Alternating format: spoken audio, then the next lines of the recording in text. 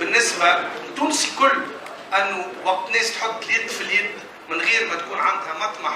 غير أن تدفع جمعيتها تنجم تنجح. نقول لكم فقط أنه لو كان جات الكرة التونسية ومش بركة الكرة التونسية، لو كان جات تونس فيها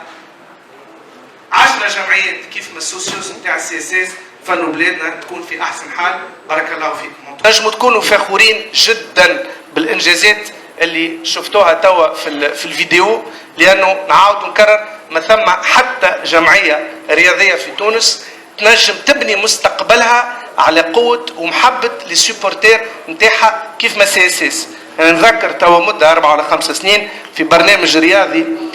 برشا جمعيات هكا بعثوا لي دي ميساج وما عجبتهمش كي قلتوا انه تيتر واحد نتاع السي اس اس يسوى 3 ولا 4 تيتروات نتاع جمعيات اخرين كما الاسبيرونس ولا الكلوب ولا ليتوال، لانه قالها مره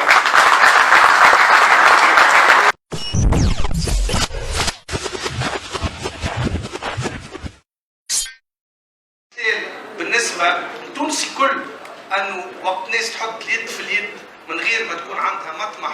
غير أن تدفع جمعيتها تنجم تنجح. نقول لكم فقط أنه لو كان جات الكرة التونسية ومش بركة الكرة التونسية، لو كان جات تونس فيها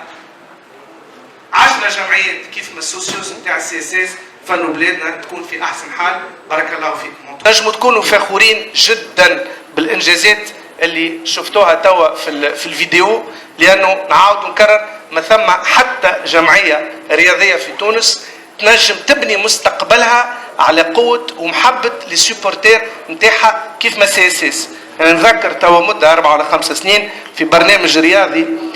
برشا جمعيات هكا بعثوا لي دي ميساج وما عجبتهمش كي قلتوا انه تيتر واحد نتاع السي اس اس يسوى 3 ولا 4 تيتروات نتاع جمعيات اخرين كما الاسبيرونس ولا الكلوب ولا ليتوال، لانه قالها مره